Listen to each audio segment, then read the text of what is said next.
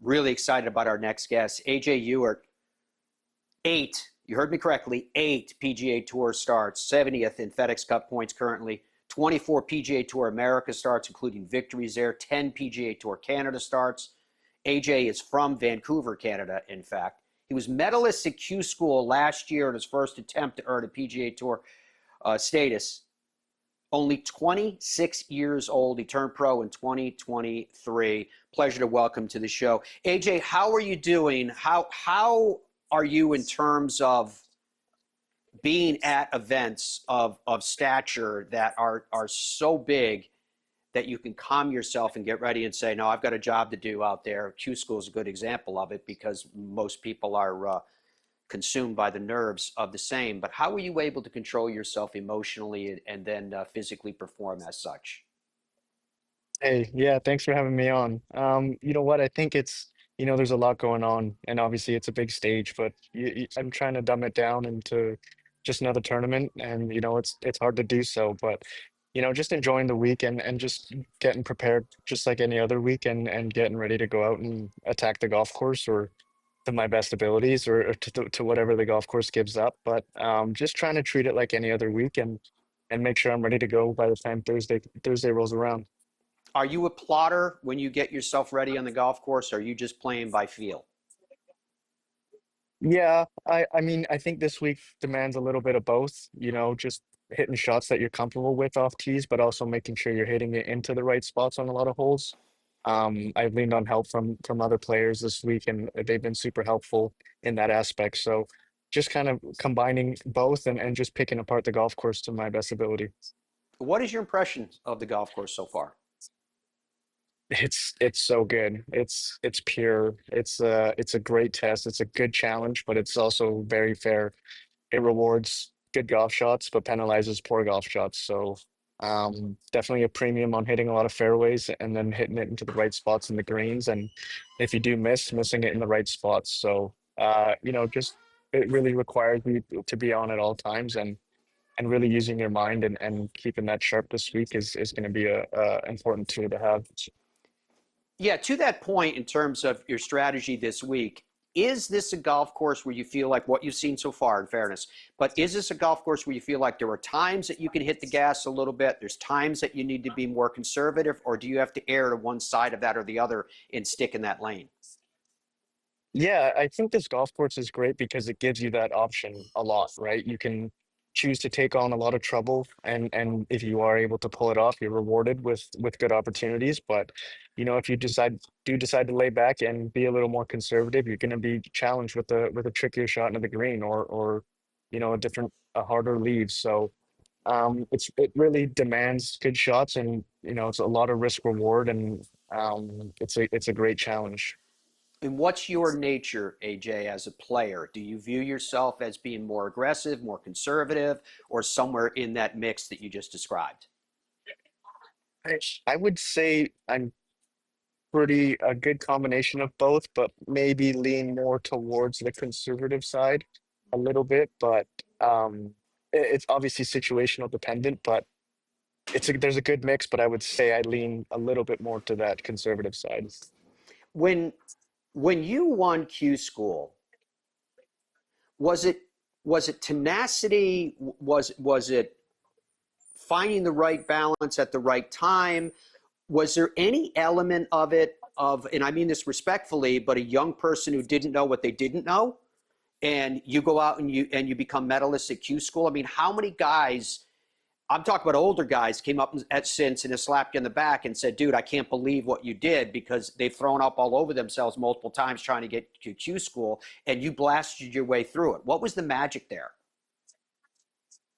Like I said earlier, I think I tried to dumb it down into just treat it as any other tournament, right? And obviously there's a lot more at stake and a lot going on, but I did my best to just prepare as if it was any other tournament and go and you prepare to win, and I did that, and I executed the game plan and came out on top. So I think Q school sometimes it's obviously a big couple of weeks or months that people go through and can change your life. But I just try to treat it like any other tournament and prepare to win and not just to get by. And I think when you set your sights pretty high and if you don't hit them, you might be pretty close. So that was kind of my plan, and um, yeah, it ended up working. Your ability, AJ, to control your emotions, that's been much of what you've been describing in my view through all of this, expectations, etc., planning. Is that just part of your nature? Are you the type person that goes, look, if this doesn't work out, I've got these other pathways. It's not the end of the world one way or the other. I can find other pathways to success. Is that who you are? Yeah, I think a part of it. I'm pretty laid back, and you know, I've had things. My career hasn't gone the way maybe some guys would expect it to go. I've taken different paths, through college golf, and things always haven't worked out for me in the best way. So, I kind of take everything with a grain of salt, and just go with the bumps in the road, and, find a way. And I think everything happens for a reason. So, just taking everything with a grain of salt, and just keep putting one foot in forward of the other. And that's just kind of how I go about life. Could you fill us in on what you mean by maybe the career hasn't gone the way other people might have thought that it should have gone, or maybe even yourself from that regard? Give me an example of what you mean there, if you would. Yeah, I was a pretty highly recruited and highly ranked junior in my junior career, and ended up at a Division II school after 2 gap years, and probably could have been at a top university, but just ended up down at a D2 school at Barry University in Miami, and it just worked out really well. I had the opportunity to leave, but I decided to not leave, and spend my 4 years there, and continue to improve and get better. And people ask, why didn't you go somewhere else, or why did you choose there? And I just ended up there by whim, and I found a love for the place, and I just decided to not leave, and spent a couple of years on the PGA Tour Canada and the Americas tour, and maybe it took me a little longer to get off that tour than others, but I mean, here we are now. Yeah, but I mean, you're only 26 years old, so in fairness, it really hasn't taken you that long because of the remarkable thing that you accomplished with Q School and putting you in this position. What for you has been the thing that's enabled you to carry on? And I mean that from the standpoint, a positive perspective, from the standpoint of saying, this is my source of strength. This is the reason why I've been able to continue to ascend, that now you're on the grandest stage of golf on the entire globe. Yeah, I think it's my mindset, and just, the experiences that I've gone through, and, just some of the tough times of, not knowing what's going to happen with, going to school, or where I'm going to school, or, the tournaments that I'm playing in. And I think it's just, having an appreciation for where I am, and just trying to keep getting better every day, and just, staying mentally strong, and keep pushing myself every day to get better and improve. AJ, when you think about anyone, they always want to ascend from one step to the next step or next tier, glory, glory, glory. But I guess it's a human condition, right? That you have setbacks and you have to overcome diversity. You've been alluding to that all the way around. When you look at your path to date, is there anything that you would change?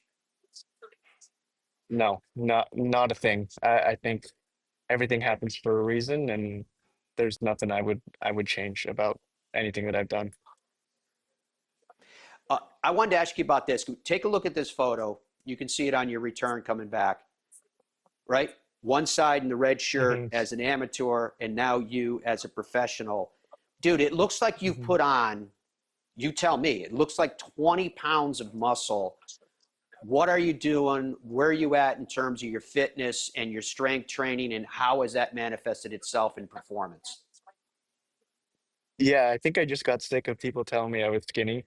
I still get it, but I've just, put a premium on, spending time in the gym, and working on my body, and just eating a ton of food. And these weeks are hard to keep on weight, right? Because you're walking so much, you're sweating so much, you're doing so much. But I've really kind of paid attention to that aspect of, just taking care of your body, and seeing the benefits of spending time in the gym, not so much just, being able to swing the club faster, but just being more stable, and stronger, and having the ability to hit different shots out of different lies has been super beneficial. And yeah, that's kind of been my main focus, the last 3 or 4 years is time in the gym.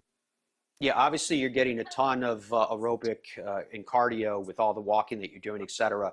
When you're in the gymnasium, how much are you doing muscle building, strength training? Are you working with anyone with that? And also when it comes to, for example, the nutrition that you mentioned, how much is this about making sure that you get your macros and you're getting your protein?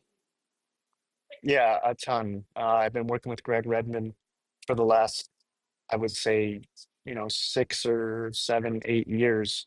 And in those early years, I didn't spend a ton of time in the gym, and I would kind of nonchalantly go about it. But especially in the last, 2, 3 years, I've really put a premium on spending time with him.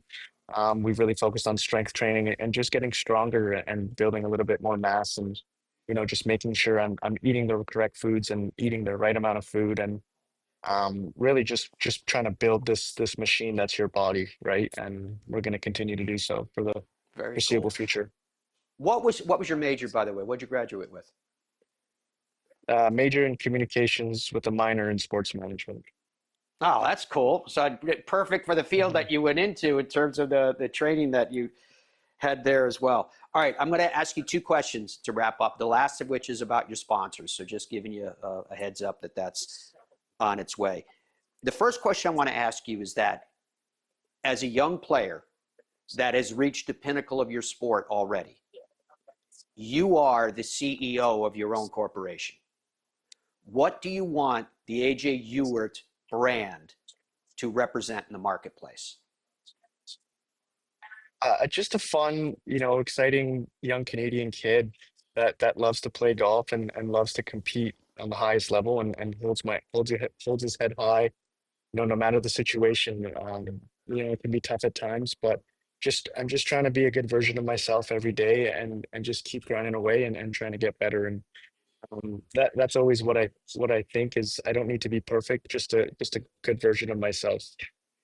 Hey, we're early enough in the season that if you go on a run, how much is the President's Cup on your mind and representing Canada there? For sure. Playing the President's Cup is something we always dream about, being a Canadian. We had the opportunity to have it in Canada the last time around. So, playing in that would mean everything. And it's on my mind for sure. But, I have a lot of work to do. And that's my goal to one day is to play on that team. Very cool. In terms of the work that you have to do, talk to us about your sponsors. Who have you aligned yourself with? We ask you because it gives us a chance to say thank you to you while you're saying thank you to them. Absolutely. The people that I've partnered with and have supported me for the last couple of years I wouldn't be here without them and the support. So, the BD group has been instrumental in my success. Select Arrow and David Riley have been awesome. JM Media and Kendall Payne have been great supporters. Gatekeeper has been awesome as well. Levelware, they've supported me. Sometimes they send me too much stuff, but it's great. I love the clothes and the fit and what they've been able to do with me, and sometimes needing extra clothes at certain times. And Titleist and FootJoy, I think they make the best products, and I've always played Titleist and worn FootJoy shoes, and I will continue to do so for a long time. So I'm happy with who I've surrounded myself with, and the team that I have around me, and I wouldn't be here without them, and I'm happy to represent them for a long time. AJ, really cool to get to know you. You're obviously an incredibly intelligent person. I love your emotional control. I love the place where you play and you exist in a here and now. We wish you the very, very best this week. Hope you have a lot of fun out there and able to maintain that perspective in the cauldron that you will be facing. And we wish you the best of luck as you head on down the road as well. Thank you so much. Thanks for having me on. Hope to see you soon. Pleasure. It's good. Very good to see you. Looking forward to that.